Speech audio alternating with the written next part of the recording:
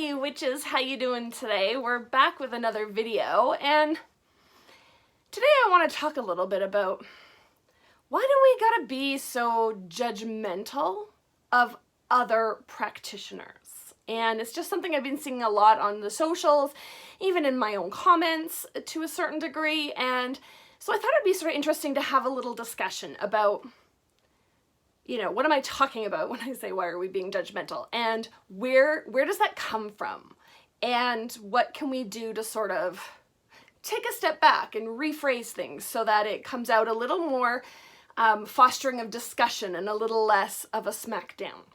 So yeah, before we get into it, my name is Taya. Welcome to the channel. If you're new around here, we talk about witchcraft. And for those of you who are returning viewers, maybe coming in from another video, thank you so much for the support. It's really appreciated. And all of you, please consider subscribing. It's a really great way to help us build the channel.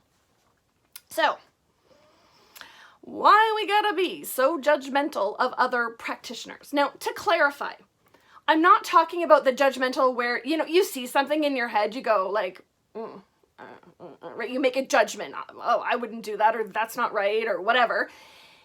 That's natural and that's normal. And as humans, I think that's what we do. We judge other people. We try to put them into compartments. We try to figure them out. I'm not so much talking about just having those thoughts. I think that's very normal and natural, and I honestly think everybody does it. But I'm talking more about the judgmental, why do we feel like we need to call it out, right? I'm talking about leaving a comment, telling somebody, yeah, no, that's not right. Or better, or I mean, worse yet, would be creating like rebuttal content, you know, creating a post or a video about how someone else is doing it wrong, you know? Now, I'm not talking about healthy debate, right? Healthy debate is when you're like, oh, in my opinion, I do it this way. Or, oh, that's interesting. The way I learned it was XYZ. I'm talking about people who are like, you're doing it wrong. It's XYZ.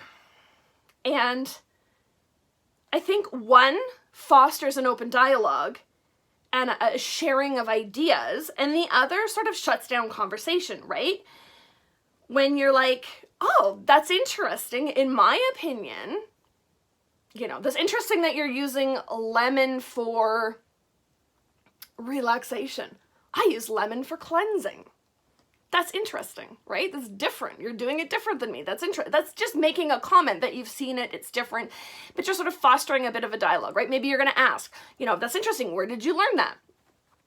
Versus, no, lemons aren't used for calming. Lemons are used for cleansing, like, duh.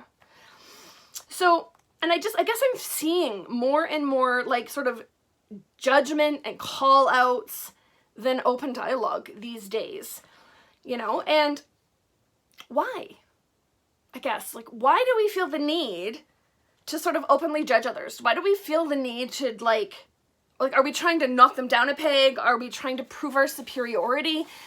I don't know. I have a theory, but it's sort of the social media dilemma, right? Everyone is technically a content creator. Right? Maybe not so much here on YouTube. I find there's a lot of accounts that just sort of watch videos that don't create their own content. But when you get on Instagram and Facebook and TikTok, you get on the socials, even on Twitter, right? Most of us aren't just passive content consumers anymore. We're actually also creating our own content. We're also, you know, leaving a lot of comments. And at the end of the day, there are so many different ways to do witchcraft. There are no hard and fast rules like in Abrahamic religions that tell you like how, when, and where you may or may not practice. In witchcraft, I mean, basically if it works for you, it works. Might not work for any other person, but if it works for you, it works. And we're really guided only by our own personal ethics and moral compass, unless we're part of a specific tradition. Right? There are traditions that sort of give us more of a dictate on how, when, and where, and even why we're going to practice a certain way. But I find more and more, I'd almost want to say a majority of witchcraft practitioners are falling into that sort of solitary, eclectic. I want to be a witch, but I don't want to be dictated to about how, when, and where. And so they kind of fall into this sort of general, like, make your own path, follow your own path sort of tradition. And it's kind of a Wild West mentality. But here's the thing. This is my theory anyways, is we know that humans need boundaries and rules to thrive. Right? We know this by looking at early education and childhood development studies. Children who are humans, who are just newly forming humans, do not feel safe unless they have boundaries within which they are sort of guided, right? Children who come from homes where there are sort of no rules and they can just do whatever they want and run about willy-nilly and, you know, don't have a lot of parenting, those children don't feel safe.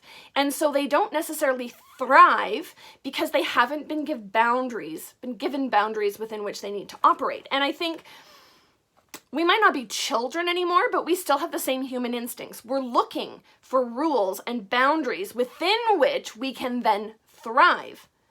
So I think we're all out here trying to sort of impose boundaries and rules within witchcraft on each other to make sense of basically the informational chaos that is witchcraft. I mean, if you want to know how to do something and you Google it, you will get 6 conflicting answers about what that herb is used for, or what that crystal is for, or what you do with that moon phase. There really are no hard and fast rules. So I'll bring it back to my original question. Why do we have to be so publicly judgmental of others? I think we're all striving for the same goal, right? To create a personal practice that resonates and works for us. So I guess what I'm getting at is when you're commenting or you're responding or you're creating content with other practitioners in mind, are you encouraging communication and discussion with your comments and content? Right? The best kind of phrasing I can sort of come up with here is like, that's interesting, or, oh, that caught my attention because I was taught XYZ, or I learned XYZ, or my research has shown that XYZ. I'm interested in where you came to that conclusion or where you got your information from, right? That's asking questions. And again, it's not attacking people. It's just saying, I learned differently. That's interesting. So like, let's compare, right? So I guess I'm curious, do you find yourself judging other practitioners? And I don't mean in your head, but like in your comments, in your content. Are the comments and content that you're producing, are they fostering discussion or are they shutting down other practitioners? You know? And I think it all comes from us really wanting to have that sense of boundaries and rules. But yeah, I'd be curious. Leave me a comment about, do you find yourself judging other practitioners and why do you feel you do that, or whatever, right? I'd be curious to know. I'd be curious to have a discussion about how other people sort of see this kind of happening out there on the socials and what your sort of opinions of it are. And yeah, otherwise, that is sort of our video for today. We'll catch you in the next one. Thanks so much, you guys.